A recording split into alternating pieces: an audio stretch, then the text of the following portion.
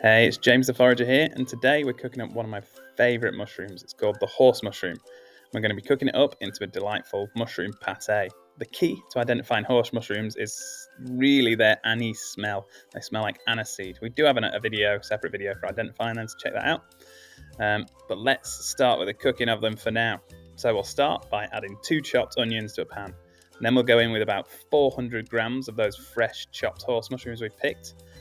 Any agaric or bolete would work really well in this recipe, to be honest. We'll finish with 3 cloves of garlic and some thyme. I'm using lemon thyme that I picked out of the garden this morning. Then pop it on the stove and it'll cook for about 10 minutes. What we're really trying to do here is cook out as much of the water from the mushrooms as possible without causing them to dry out too much or causing them to burn. So if we have any dried mushrooms from last year, this is a really good time to pop them in. Sprinkle a couple on top. If you don't have them, it's not the worst thing ever. If you do have them, however, it'll help soak up some of that liquid and intensify the mushroomy stock-like flavour. So after about 10 minutes, we'll take it off the heat and give it a quick blend until smooth. And then we leave it at room temperature just to cool down.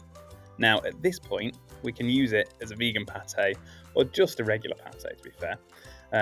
The difference is it's not got cream cheese, which I'm going to put in. It is really tasty at this point as well. However, for me, I like the fat content in it as well. So I'm going to add 200 grams of cream cheese to mine, along with a really good amount of seasoning, plenty of salt and pepper. And there we have it, our summer fungi favourite of agarica pate. Done with horse mushrooms on this occasion, giving us a slight anise flavour. Remember to only pick what you're confident with. Like I say, horse mushrooms are a good one to start with. The only one we have to be careful of is something called a yellow stainer, which we have another video about.